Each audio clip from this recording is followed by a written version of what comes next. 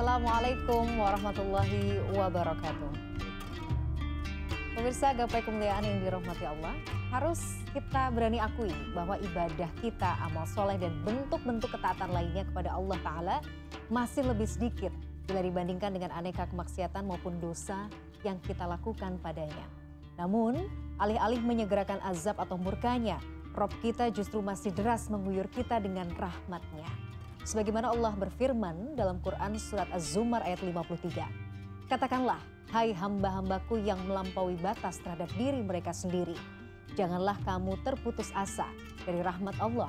Sesungguhnya Allah mengampuni dosa-dosa semuanya. Sesungguhnya dialah yang maha pengampun, lagi maha penyayang. Nah pemirsa, hari ini insya Allah kita akan bersama-sama mengkaji bahasan tema tasawuf yang sangat menarik terkait luasnya rahmat Allah. Seperti biasa sudah hadir di studio, ada gurunda kita semua, kita sambut Kiai Haji Haris Hakam. Assalamualaikum Pak Kiai. Waalaikumsalam warahmatullahi wabarakatuh. Sehat Pak Kiai hari ini ya? Alhamdulillah, segar, sehat, afiat, iya. Cuaca banyak rezeki. Amin. Mudah-mudahan kita juga kecipratan banyak rezeki ya Pak Kiai, amin. Amin. Ini cuaca lagi tidak menentu ya Pak Kiai, kayaknya Iya. panas luar biasa nih belakangan hari kita rasakan ya. Mudah-mudahan senantiasa sehat ya Pak Kiai ya. Harus sehat dan hatinya tidak panas. Hatinya juga jangan ikut panas ya Pak Kiai. Masya Allah, terima kasih sudah hadir di studio. Bagi Anda pemirsa yang juga memiliki pertanyaan, Anda bisa mengirimkan pertanyaan Anda berupa teks maupun video melalui nomor WhatsApp yang tertera di layar kaca. Anda juga berkesempatan untuk bertanya langsung kepada Pak Kiai melalui sambungan Zoom yang nanti akan ditentukan oleh tim Gapai Kemuliaan. Nah Pak Kiai, kita bahas tema kita hari ini sangat menarik, luasnya rahmat Allah. Kita sering mendengar ya, yang tadi mungkin disampaikan di awal bahwa Az-Zumar ayat 53 menyatakan kita tidak boleh berputus asa pada atas rahmat Allah begitu. Tapi sebenarnya mengelaborasi nggak boleh putus asa itu dalam bentuk seperti apa? Atau apa yang kemudian manusia itu kadang suka luput bahwa ternyata banyak loh rahmat Allah yang mungkin tidak kita sadari. Silakan Pak Kiai. Ya, bismillah walhamdulillah wassalatu wassalamu ala rasulillah amma ba'du. Pak Mila dan para pemirsa dimanapun Anda berada, pecinta gapai kemuliaan Tasawuf Al-Ghazali. Berbicara tentang rahmat Allah itu, maka tidak ada yang lebih besar pemberian Allah dari rahmatnya.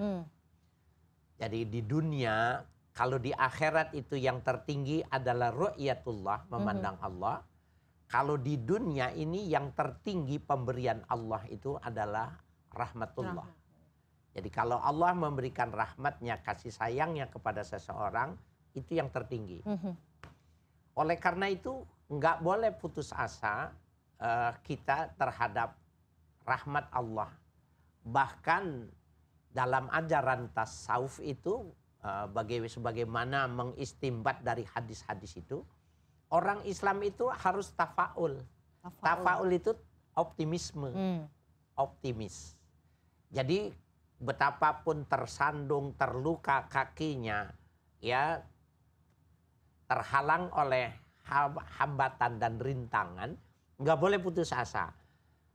Dalam Al-Quran dikatakan, selama orang itu tidak syirik kepada Allah, maka dia masih boleh pede kalau dia akan diampuni dan dia bisa menjadi penduduk surga. Tafaul namanya itu.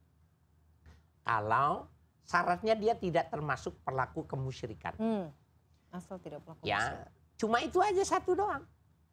Jadi betapapun bagaimanapun kesalahan dan sejumlah apapun dia lakukan, gitu ya, dia masih boleh pede, percaya diri betul. bahwa Allah akan mau memberikan memberikan maafnya ketimbang ya kesalahan yang sejumlah dia lakukan.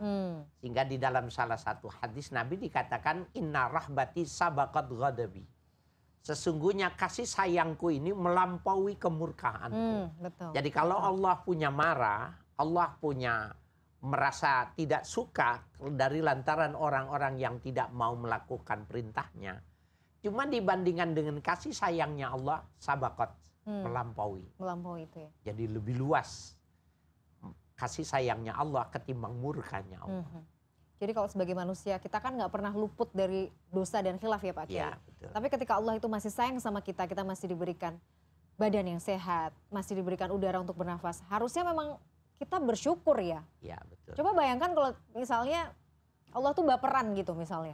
Jadi begitu kita melakukan dosa terus langsung diazab, wah kan juga berat ya. Jadi Iya, itu betul. tadi ya, bahwa rahmatnya Allah itu melampaui, kasih sayangnya Allah itu melampaui murkanya. Jadi tapi kadang-kadang manusia itu suka gitu ya Pak Kiai ya. Suka kadang-kadang nggak sadar bahwa rahmatnya Allah tuh maha luas. Sebesar apa sih sebenarnya rahmat Allah tuh Pak Kiai?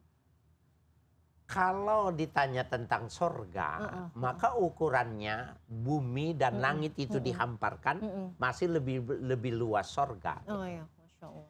Kalau ditanya tentang rahmat Allah, dia lebih luas ketimbang sorga itu sendiri. Padahal surga kan digambarkan seluas langit dan bumi masih lebih luas. Gitu. Lebih luas. Rahmat Allah melampaui itu. Melampaui sorganya Allah gitu. Jadi seandainya semua seorang makhluk yang pernah hidup di alam dunia ini mau diampuni semua, belum berkurang. Seperti laut yang dicibuk satu cibukan air itu, maka tidak mengurangi kasih sayang Allah itu sendiri. Masya Allah. Yang penting jangan syirik aja. Yang penting jangan menyekutukan Allah aja. Cuma itu doang, satu doang. Oke. Tapi banyak yang kemudian orang itu terjebak dengan mungkin kemaksiatan yang dia lakukan. Bahkan kadang-kadang mungkin ya udahlah tobat bisa nanti aja lah. Kan rahmat Allah itu luas. Kan kasih sayang Allah kalau udah tobat nanti kan Allah juga akan memaafkan. Ini kan seolah-olah menggampangkan bahwa ya udahlah sudah tahu bahwa rahmat Allah itu luas. Kalau dosa ya udahlah nanti aja tobatnya. Sikap-sikap yang demikian tuh seperti apa Pak Kiai? Nggak bagus sebenarnya. Jadi Al-Quran memberikan pedoman itu, wa may ya'mal su'an aw yazlim nafsah summa yastaghfirillah yajidillaha ghafurar rahimah. Ya. Wa may ya'mal su'an, barang siapa yang melakukan kesalahan, ya, dosa. Summa aw yazlim nafsah, atau dia berlaku zolim terhadap dirinya. Zolim itu wad'u syai' fi ghairi mahalli, meletakkan sesuatu tidak pada porsinya, tidak pada tempatnya. Dari yang terkecil sampai yang beresiko yang terbesar. Nah, orang yang berdosa atau dia zolim kepada dirinya. Jadi kalau kita tidak sholat, namanya kita zolim terhadap diri sendiri. Bukan, sebenarnya kita nggak menzolimi Allah ya? Iya. Karena sebenarnya itu tuh bentuk kita menzolimi diri sendiri karena kita yang butuh ya Pak Kiai. Betul. Jadi kalau kita nggak mau belajar, kita zolim sama diri sendiri. Nah, kalau seandainya orang berdosa dan melakukan kezaliman, summa yastaghfirillah, kemudian dia mohon ampun, yajidillaha ghafurar rahimah, maka dia akan mendapati Allah itu pemaaf pengampun. Berarti kan nggak ada ukurannya berapa. Jadi seandainya dosa kita mentok ke 7 lapis langit, kemudian kita berhadap sama Allah mohon ampun, dia diampuni. Karena nggak baperan tadi menurut bahasa Mbak Mila gitu. Iya kan? Karena Allah beda dari makhluk. Kalau sama-sama baperan kan berarti ya repot gitu kan ya. Jadi seperti itu ya, bahwa rahmat Allah itu Masya Allah ya luar biasa. Jadi kita juga nggak boleh bermudah-mudahan dalam berdosa atau bermaksiat ya Pak Kiai. Karena dengan alasan ya udahlah Allah kan maha pengasih, Allah kan maha pengampun, nanti aja gitu. Nah itu istihza namanya. Istihza itu menganggap mengolok-olok Tuhan. Oh, malah mengolok-olok. Jadi jangan karena Allah itu cuma syaratnya selama kau tidak musyrik dosamu ku ampuni, kemudian tenang aja. Yang penting nanti, kan gue gak musyrik gitu. Iya, yang penting gue musyrik, nanti aja kalau udah tua aja baru kita benar. Itu namanya istihza ya. Istihza. Nah istihza itu malah dia lebih besar dari dosa. Lebih besar dari dosa karena dia tahu Allah itu maha pemaaf, pengampun dan segala lainnya. Kemudian dia sengaja jadi memanfaatkan fasilitas. Iya. Nah itu namanya istihza. Jadi istihza itu lahir dari sebuah kesadaran dan pengetahuan yang utuh. Malah, tapi kan ada orang berdosa karena dia nggak tahu. Akhirnya oh ya Allah itu dosa toh. Kemudian dia bertobat. Nggak ada masalah nih. Tapi kalau istihza enggak, dia belajar, dia pahami. Tetapi dia menganggap udah dah mumpung masih muda. Kita lakukan aja, ntar kalau udah mau tua baru jadi orang yang baik gitu. Padahal dia nggak tahu, bisa jadi umurnya nggak sampai tua. Dan itu tadi ya, itu bahkan memiliki tingkat dosa yang lebih besar dari lebih orang besar. yang berdosa tapi dia nggak sadar sebenarnya, nggak tahu ya. Masya Allah lebih besar, nauzubillah. Baik. Menarik sekali pembahasannya Pak Kiai, tapi kita harus jeda dulu. Pemirsa jangan kemana-mana, Gapai Kemuliaan masih akan kembali setelah jeda yang satu ini.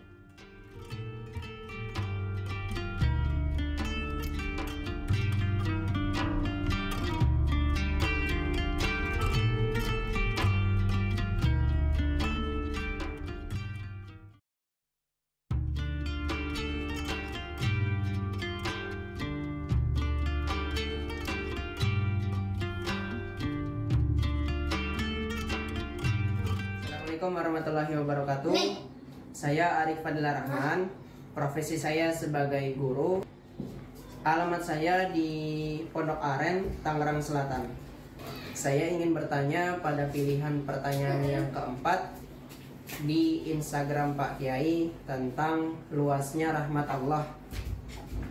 Pertanyaannya itu, seluas apakah rahmat Allah itu? Nah, siapa saja orang-orang yang mendapatkan rahmat tersebut dan bagaimana cara kita selaku umat Nabi Muhammad bisa optimis untuk mendapatkan rahmat Allah tersebut? Terima kasih Pak Kiai, mohon jawabannya, dan terima kasih atas kesempatannya kepada CNN TV. Wassalamualaikum warahmatullahi wabarakatuh. Waalaikumsalam warahmatullahi wabarakatuh. Pemirsa, terima kasih Anda masih menyaksikan Gapai Kemuliaan dalam episode Luasnya Rahmat Allah. Pak Kiai, tadi baru saja kita saksikan dan dengarkan bersama ada pertanyaan dari Mas Arik Fadilah Rahman ya di Tangerang Selatan ya. Seorang guru ya, Masya Allah ini. Terima kasih Mas Arik atas pertanyaannya. Ada 3 pertanyaan Pak Kiai tadi saya catat. Yang pertama, mungkin tadi sudah kita bahas sedikit ya di segmen pertama. Seberapa luas sih sebenarnya rahmat Allah ini? Kemudian orang-orang seperti apa yang bisa mendapatkan rahmat Allah? Dan bagaimana supaya nanti kita menjadi bagian dari umat Nabi Muhammad SAW yang bisa mendapatkan rahmat dari Allah? Silahkan. Baik, para pemirsa dimanapun Anda berada, kalau seberapa luas itu pertanyaannya fisik. Ya. Maka tadi di segmen pertama kita sudah membahas ukurannya itu inna rahmati sabaqat ghadabi. Sesungguhnya kasih sayangku itu melampaui, lebih luas dari marahku. Jadi tidak fisika, tetapi sejauh mana marahnya Allah, dia lebih menyayanginya. Jadi ukurannya tidak berapa kilometer atau berapa volume dari lebar dan luas, tetapi kasih sayang Allah itu tidak pernah kecuali lebih dahulu dan lebih menguasai manakala orang-orang yang mestinya mendapatkan marah. Betul. Nah, itu yang pertama, ukurannya luasnya jadi tidak fisika. Tidak fisik. Yang kedua tentang siapa saja orang yang mendapatkan rahmat. Semua ya. Semua orang mendapatkan rahmat Allah. Malam tu syirik billah, selama dia tidak syirik kepada Allah. Semuanya dapat. Ada hadis yang menjelaskan yang dinukil oleh Imam Al-Ghazali bahwa wa kana nabiyyu sallallahu alaihi wasallam yuhibbul fa'la. Sesungguhnya Nabi sallallahu alaihi wasallam senang kepada umatnya, sahabatnya itu yang optimis. Nah, optimisme yang dibangun oleh Nabi itu adalah optimis tentang kerahmatan. Jadi apapun bagaimanapun juga enggak boleh sampai la taqnatu mir rahmatillah. Jangan sampai putus asa terhadap rahmat Allah. Enggak ada. Jadi kalau dia meyakini itu, maka dia yakin benar, dia faal benar atau tafaul benar bahwa sebenarnya dia akan masuk surga. Dan bagi orang-orang yang beribadah ini, tafaul yang semacam ini, optimisme yang semacam ini harus dibangun. Jadi dia beribadahnya itu semangat.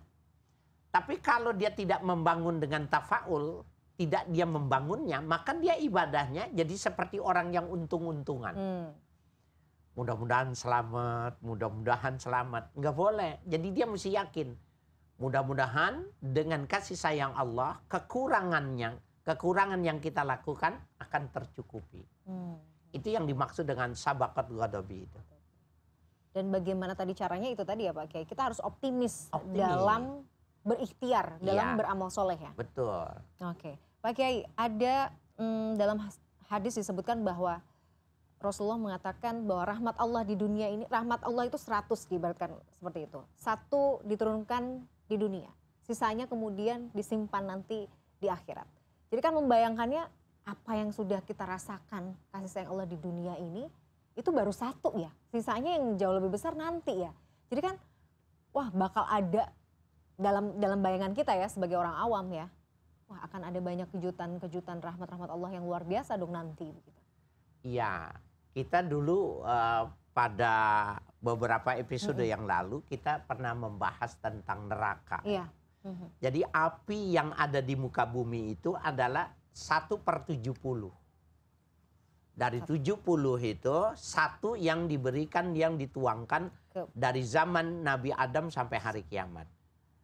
Angka 70 itu kita sudah membahas bahwa itu bukan angka setelah 69. Tetapi 70 itu adalah adadun katsiratun.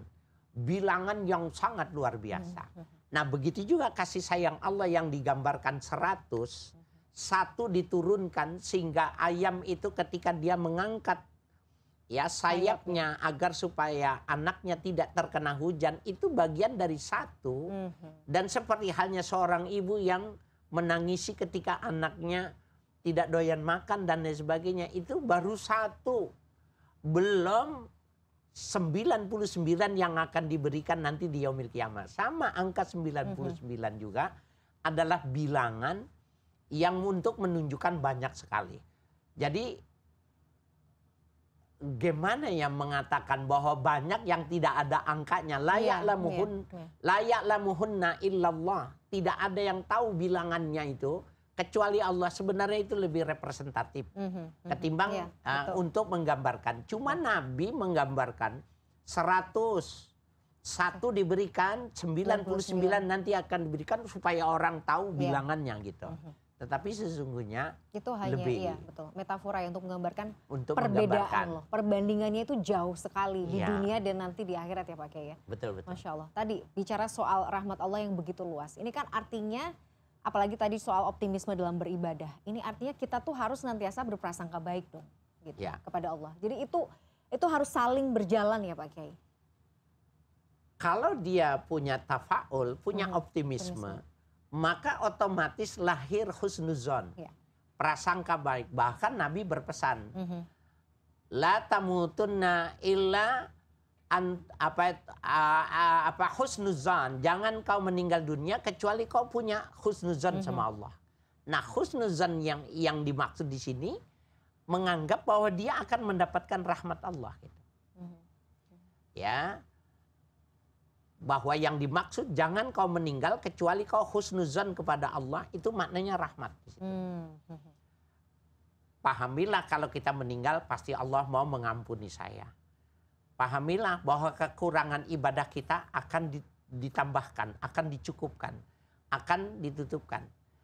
Ada dialog orang yang diriwayatkan di dalam kitab Imam Al-Ghazali, Mbak Mila.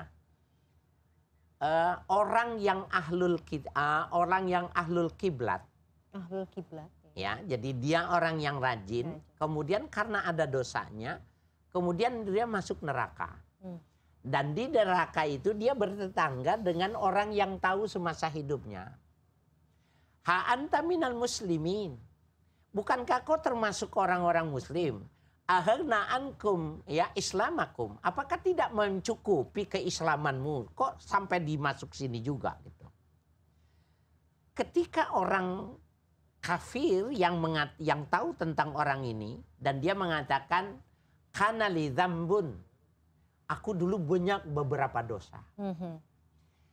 Pada saat itu Allah ketika mendengar aharna ankum ya bi islamikum, apakah tidak mencukupi keislamanmu dengan dosa yang kau punya itu? Maka Allah mendengar itu, Allah perintahkan kepada malaikat, coba orang itu keluarkan. Kenapa? Karena dia disadarkan dari perkataan orang, loh emang gak cukup jadi orang Islam sehingga sampai ke nasibnya sama seperti sekarang. Nah itu menunjukkan bahwa sebenarnya betapa bagaimanapun juga kalau orang itu selama dia tidak musyrik, maka dia tetap akan keluar dari neraka. Oke, Masya Allah. Ini menarik. Nanti saya ada pertanyaan lagi Pak Kiai, tapi kita harus jeda dulu ini.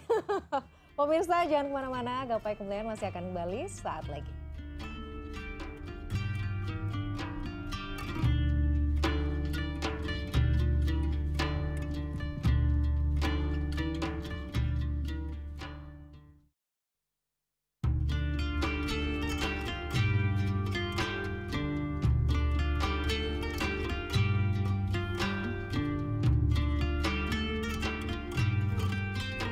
Pemirsa, terima kasih Anda masih menyaksikan Gapai Kemuliaan dalam episode Luasnya Rahmat Allah. Oke, kita lanjutkan. Jadi Ya. Menyambung apa yang tadi disampaikan di segmen kedua, artinya jika masih ada iman dalam diri seseorang hamba ini, meskipun mungkin dia memiliki dosa dan harus dikompensasi di neraka, bahasanya seperti itu, tetap Allah akan berikan kesempatan untuk masuk ke dalam surga. Walaupun sebiji zarah lah ibarat kata. Oke. Dulu kita pernah membahasnya, kalau saja dia cuma pernah mengucapkan syahadat satu kali seumur hidupnya, nggak ada catatan-catatan kebaikan dan syaratnya dia tidak musyrik. Emang nggak beribadah, tapi tidak ada persekutuan terhadap Allah, masih nilai syahadat satu kali itu menyelamatkan dia. Jadi bahasa kasaran ketika seseorang itu beriman kepada Allah, apalagi masih ada sebutir sawi mamanya itu namanya masih ada. Enggak ada pun asalkan dia beriman dan dia tidak melakukannya itu masih selamat. Ya, man qala la ilaha illallah dakhalal jannah. Siapa yang mengucapkan la ilaha illallah itu tidak disebutkan berapa kali. Jadi orang yang mengucapkan satu kali itu sudah masuk dalam pengertian hadis itu. Nanti dia dikompensasi saja. Dan itu ya bentuk rahmat Allah tadi yang luas yang nanti akan Allah berikan ya. Ya betul. Ada hadis yang luar biasa. Akhirat. Lallahu arhamum ya anil abdil mu'min minal walidati syafiq ala waladiha. Pastilah Allah lebih menyayangi terhadap orang mukmin ketimbang seorang ibu yang pernah melahirkan anaknya. Bamila sayangnya luar biasa, betapapun salahnya pasti akan dimaafkan anaknya. Allah lebih sayang ketimbang seorang ibu kandung yang pernah bersimbah darah melahirkan anaknya. Lah kalau kata lebih sayang itu ukurannya nggak ada. Ibu saja sudah cukup orang masuk surga kalau ukurannya ditentukan oleh ibu. Kalau diserahkan sama Allah lebih mudah dia masuk surga. Itu tafaul namanya. Optimis tadi ya Pak. Ya, optimisme. Oke. Jadi intinya ketika seorang hamba ini bisa menempati surganya Allah bukan karena ibadahnya, bukan karena amalnya, tapi memang semata-mata karena Allah, karena rahmat Allah. Karena nggak akan bisa seimbang apa yang sudah kita lakukan seumur hidup kita kan Pak Kiai. Nggak mungkin. Jadi ya la tadkhulul jannata illa bi rahmati. Kalian semua tidak akan bisa masuk ke dalam sorga kecuali dengan rahmat. Nah dulu di kalangan Bani Israel ada orang yang hidup 750 tahun. Ibadah semua tidak pernah ada kesalahannya. Dalam dialog imajinasi itu digambarkan bahwa ketika dia mau masuk surga, udkhulul jannata bi rahmatillah. Masuklah kau ke dalam sorga dengan kasih sayang Allah. La adkhulul jannata bi a'mali.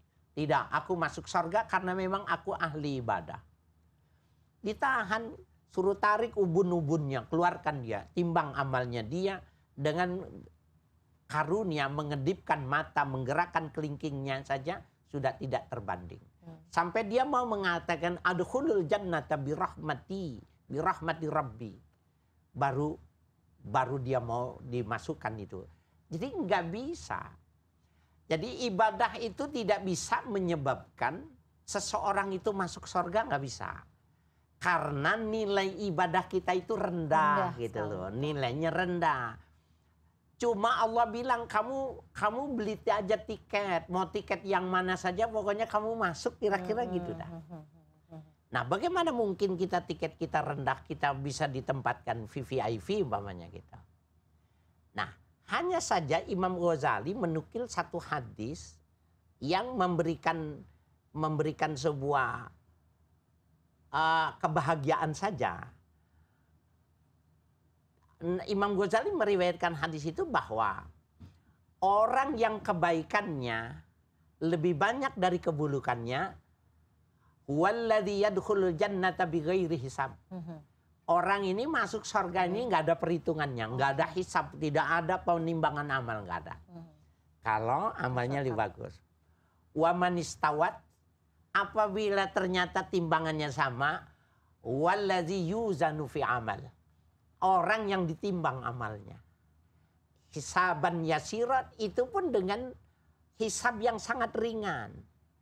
Jadi kalau kebaikannya tidak sebanding, hisabnya masih ringan, betapa murah betul cara menimbangnya.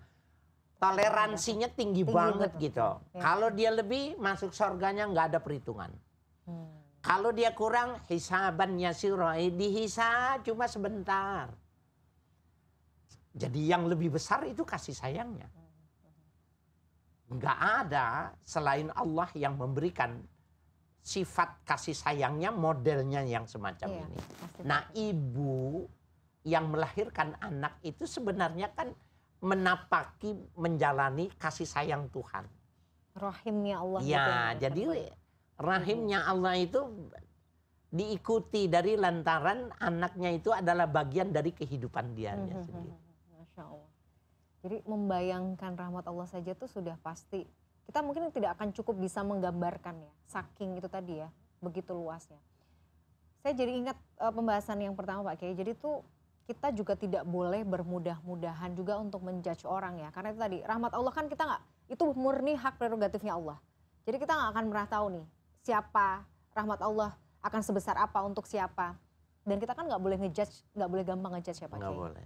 Oh si ini memang dasar si fulan misalnya penghuni neraka, kita nggak boleh begitu ya Pak. Nggak boleh. Tapi batasan di mana kita boleh kemudian untuk misalnya mengutuk suatu hal yang tidak baik di satu sisi. Kita kan nggak boleh menjudge sembarangan. Tapi dalam hal apa kita boleh misalnya mungkin mengatakan bahwa ini sebuah kezaliman, ini adalah sebuah hal yang tidak baik gitu. Batasannya apa Pak? Ya, salah satu yang mesti kita pahamkan itu bahwa innallaha la yuhibbul la'an. Allah nggak suka kepada orang yang melaknat. Iya, betul. Oke. Nah, bisa jadi dengan sifat rauf Allah membalik masalah. Iya. Orang yang ahli neraka dimasukkan ke dalam sorga, orang yang ahli sorga dimasukkan ke dalam neraka. Itu bagian dari jaiznya Allah. Dalam akidah pemahaman kita itu ada sifat yang jaiz, yang wenang bagi Allah secara totalitas untuk memaknakan secara terbalik. Nah, oleh karena itu penting bagi kita kalau kita dalam kita beribadah, ukurannya adalah nas.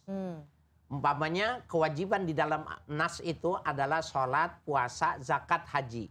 Ada orang empat-empatnya ini dia tidak mau kerjakan. Maka kita boleh untuk tidak mendekat dan tidak suka sama dia, bahwa dia bukan pelaku yang melaksanakan perintah Allah.